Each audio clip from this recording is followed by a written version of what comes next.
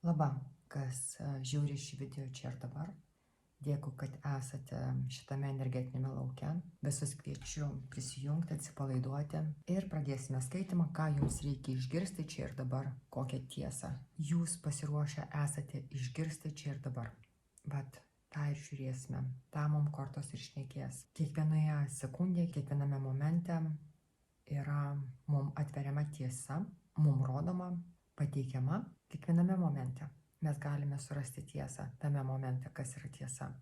Kiekvienoje dienoje, kiekvienoje sekundėje, kiekviename žmoguje, ką jisai sako, kas yra jo tiesa, mes galime išgirsti. Ir taip pat galime mes perduoti, kas mums yra tiesa. Mes turime tą prigimtinę teisę. Žiūrime, kas šiuo momentu yra tiesa jūsų gyvenime ir ką jūs esate pasiruošę išgirsti. Imu raktinę kortą, kurią atversime pabaigoje. Dabar, jeigu galite, atsipalaiduokite ir pradedame skaitimą. Čia ir dabar, kas yra tiesa. Taip pat žiūrėsime patarimą. Koks bus patarimas. Čia ir dabar jums. Kaip priimti gal tą tiesą, arba kaip ją pateikti. Na ir žiūrime jūsų signifikaciją. Kur aš jūsų radau šitame etape? Šitame etape, kur jūs esate? Apie ką jūs? Šnekėkite su manimi, atsiverkite šitam skaitimui. Kas jums šiuo momentu yra tiesa? Esate tokiam gyvenimo periode, kada jums turi atsiverti tą tiesą, kuri sugriauna tą tiesą, kurią jūs taip saugojate, kurią jūs taip tausojote, kurią jūs taip gynėte. Bokštas šneka apie tai, kad kažkurį laiką jūs statėte pilį ant tos tiesos, kuri tuo metu jums atrodė tokia ir yra realybė, kad tokios yra sąlygos, kad tokios yra galimybės. Ir dabar rodo, kad tą pamatą, tą pagrindą, tą namą, tą gyvenimą, kurį jūs sukūrėte, ateina kažkokios labai staigios žinios, staigus įvykiai ir sugriauna tai, kas jums buvo tiesa iki šiol. Bet tai yra neneigiamas, o tai yra teigiamas įvykis, nes per tai jūs gaunate naują galimybę, kaip Dievas jums suteikia naują gyvenimo dovaną, naują galimybę vėl pradėti iš naujo.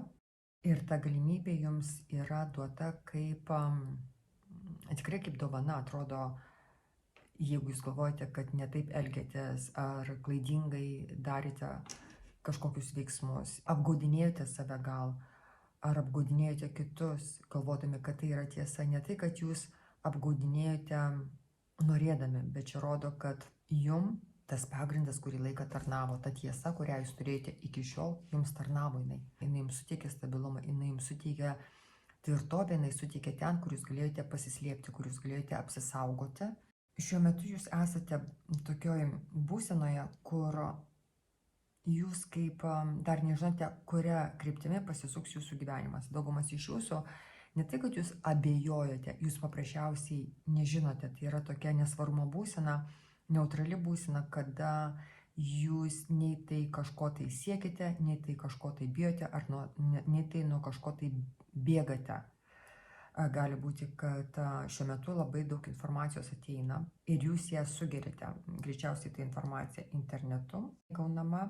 Ir per tą informaciją jums yra rodoma kryptis. Sako, ten. Atkreipkite dėmesį, kai klausotės, ar tai taro kortų skaitimo, ar tai kitų YouTube kanalo, ar šiaip skaitote literatūrą, kažkokią informaciją gaunate iš kitų kanalų, ar tai iš kitų šaltinių. Jums ten yra labai tiksliai nusakoma judėjimo kryptis. Būtent per informaciją. Ir tai yra nauja pradžia, nauja galimybė. Kai kam tai galimybė yra pradėti kažką tai, kas atneša jums pelną. Kai kam tai yra kūniška meilė. Jūs įsimylite, gali būti ateina žmogus, kur kūniškai, bet pirmiausia, jūs patrauks to žmogaus išvaizda, kūnas. Gali būti tokia trauka. Ir žiūrime, ką dar jums noriu kortos pasakyti. Daugiau klausime apie tą bokštą. Klausime apie bokštą. Vėl jums rodo judėjimą. Judėjimą iš tos vietos, kur jūs esate. Daug kas pajudėsite, palikdami esamąją vietovę, esamąjį būstą, esamąjį miestą, o kai kurie iš jūsų paprasčiausiai persikels kitur gyventi, o dar kai kas gali tiesiog pajudėti viduje, kažkas sujuda. Ir atsiranda tokia energija, kuri jūs veda veikti, nesėdėti vietoje, bet veikti. Dabar veikti, kuria kryptimi, čia karalienė lazdų jums krenta. Karalienė lazdų tai yra labai temperamentinga moteris, kuri pildo labai sėkmingai savo norus. Jinai yra paprasta moteris, jinai neįsivaizduoja iš savęs kažko tai. Aistringas žmogus, kas tai bebūtų, kas žiūri, vyras ar moteris, tai rodo paprasčiausiai, kad žmogus yra temperamentingas, kuris užsimano, užsinori kažko ir eina to siekti. Arba tiesiog taip sustato žaidimo taisyklės, kad kiti pildo tai, ko tas žmogus nori. 3 pentakliai ir vėl rodo man kažkokią sutartį tarp žmonių darbovietėje. Tai yra darbo sutartis, gali būti arba tiesiog savęs prezentacija kitiems. Gali būti, kad jūs su kažkuo tai susitarėte, susikalbate, kas liečia pinigus, kas liečia darbą. Arba tai kažkoks yra sandėris, kuris surištas su pinigais. Ir tai yra, kadangi tai vežimo korta, tai gali būti trumpalaikis sandėris arba toks greitas pelnas. Karalienė lazdų, jinai gali sudaryti tokį trumpą sandėrį, metam laiko, 2. Tai yra ne iki galo gyvenimo, bet čia ir dabar kažkam yra naudinga šita sutartis, tiek jums, tiek kitai pusiai. Tai, kas griūna, gali tai būti kažkokie nusistovėję dogmos kažkokios sugriūti jumise. Gali tai būti ir vidinė griūtis, kada jūs galvojate, kad pasaulis yra toks ir toks ir toks, ir kažkokie įvykiai, staigus įvykiai, informacija, kuri ateina, tiesiog jūs pakeičia jūsų, ne tai kad mąstymą, bet tuos įsitikinimus, kuriuos jūs turėjote, į kuriuos jūs buvote įsikibęs ir kurie jums buvo savisauga, su kuriais jūs gynėtės. Bet va šitas vežimas jūs kaip pagauna iš krentančio bokšto, iš to griūvančio pasaulio seno, ir kaip atrodo atjoja pas jūs arkliai su karieta taip, ir jūs tiesiai krentate į tą vežimą, net nespėjate, bet matote, čia žmonės krenta ant žemės, o čia jau žmogus karietoje. Tai yra surišta su, gali būti 3 asmenimis arba 3 gyvenimo aspektais. 3 gyvenimo aspektais. Tai labai pozityvus pasikeitimas, labai pozityvus sandėris, atnešantis jums tokios vilties, optimizmo, gerų lūkesčių. Namiškiai bus labai paveikti to ir jiems keisis. Keisis įvykiai, keisis gyvenimas, keisis jų realybė. Tai čia yra, kas liečia bokštą.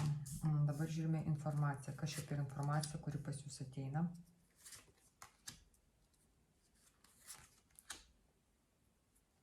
Gali būti, kad informacija ateina iš žmogaus, kuris yra gal finansininkas, bankininkas, surištas žmogus su pinigais, su dideliais pinigais.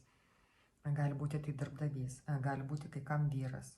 Kai kam tai gali būti, jeigu kas turi draugą, kuris finansiškai stabiliai stovi. Dabar su tuo žmogum yra kažkokios ir surištos baimės. Arba jisai irgi ne tik tai prognozuoja teigiamus dalykus, bet ir neigiamus dalykus prognozuoja. Ir ta informacija jums gali kelti ir baimę taip pat, tokia nežinomybė, tokia kaip kad jūs neapsisaugojusi ar nesaugi kažkuria prasme ir kad jums reikia būtinai apsisaugoti. Jums informacija gali būti apie tai, kad reikia pasiruošti kažkam tai. Reikia pasiruošti tam, kaip gynybinę sieną pasistatyti savo. Nebūtinai tai surišta su pasauliniais įvykiais arba tai, kas vyksta už jūsų šalies ribų arba pasienyje. Tai gali būti surišta labai su jūsų asmeniniais dalykais.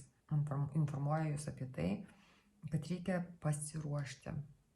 Pasiruošti ne taip, kaip jūs anksčiau saugojate save. Tas jau atgyventas reikalas, jisai daugiau jums nebepadės. Čianais surištas su apsauga, kuris surištas su jūsų pinigais. Reiškia, taip reikia save vesti, kad apsaugoti savo kapitalą, savo pinigus. Apsaugoti savo turtą, ką jūs turite. Jį apdrausti, apsidrausti pačiai. Tokia informacija eina man, jūs turite išgirsti. Ir dabar žiūrime su ta nauja galimybė. Kas yra ta nauja galimybė jums? Su kuo jinai surišta? Tai yra surišta su jūsų norais. Kai kam, kaip sakiau, tai yra kūniška meilė. Čia jums krenta 2 taurės.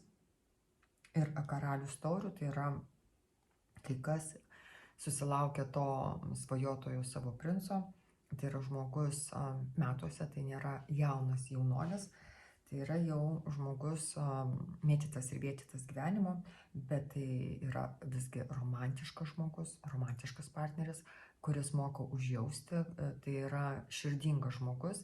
Taip pat jisai gali turėti ir trūkumų susijusių su, pavyzdžiui, alkoholiu ar su nemokėjimu išlaikyti savo emocijų, jas išreikšti, nefiltruojant. Bet iš gerosios pusės toks žmogus vis laiką supras, atjaus, jis padės, jis bent bus tas partneris, kuris jūs išgirs, ką jūs sakote, kokie yra jūsų lūkesčiai, rūpesčiai, kokios bėdos jūs kankina, ar ko jums reikia padėti. Tai toks žmogus yra labai ištikimas draugas, labai ištikimas partneris. Ir vėlgi, čia sako, jums ta nauja galimybė, tai yra atverimas trečiosios akies, tai yra, kada jūs tiesiog suprantate, ko jūs norite. Va čia, jeigu anksčiau buvo kaip perūka visi jūsų norai, kaip jūs nežinote likti ir to, ir to, ir to, kai kam tai vėlgi čia liečia partnerį. Bet gal jūs nežinojote, kokio žmogaus norite, o kai tą žmogų sutinkate, jūs tiksliai žinote, kad jūs tokio ir norėjote, bet toks jums ir tinka.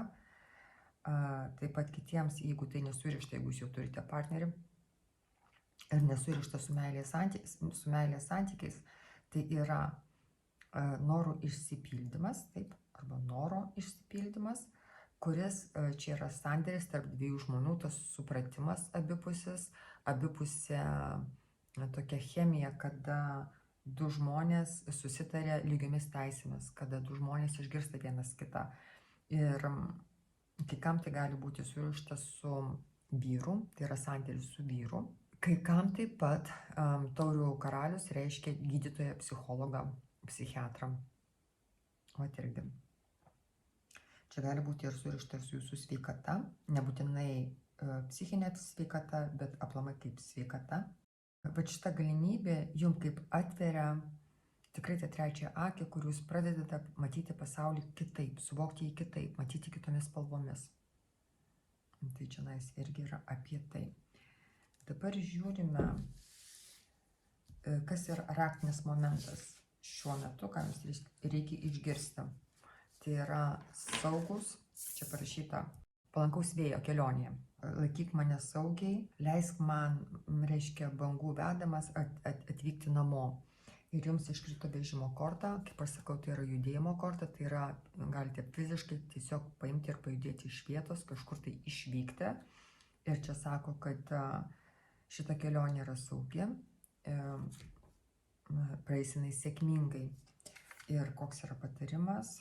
Čia yra sąmoningumo šviesa, va čia vėlgi rodo jūra, audringa jūra, čia taip pat laivas plaukia per vandenyną, čia yra kalba apie vandenis, tai gali ir kelionė būti surišta su vandeniu, taip pat tai kažkur tai perplaukti Atlanto vandenyną, gal kas į Ameriką. Ir va čia sako, kad šita kelionė jums atveria sąmoningumą, kažkokią, vėlgi čia ir surišta su ta trečiaja akim tuo sąmoningumu, bet kažkas jumise kaip lempa užsidega viduje, kaip kažkas pradeda keistis, jūs čia rodo, suvokėte tą naują gyvenimo savo etapą, tą naują tiesą, kurią turite dabar priimti kaip realybę, kuri jums bus pagrindas, ant kurios jūs statysite tą naują savo realybę. Tai yra jums tokia žinutė patarime, kad jeigu jūs nematote savo fiziniam akim, kas yra kas, tai sako, viduje jūs turite užtektinai šviesos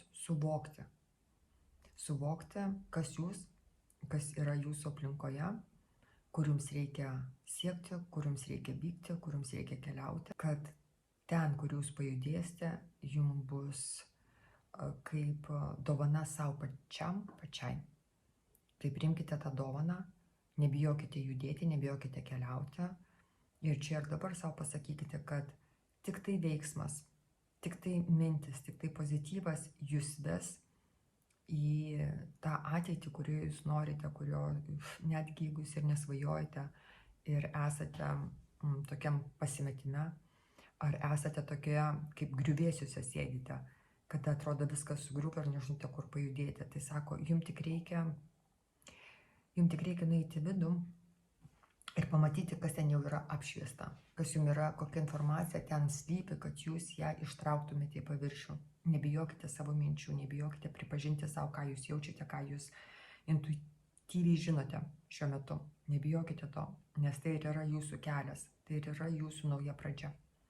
Ačiū labai, viso jums pačio geriausio. Iki kito malonaus. Čiau, brangieji.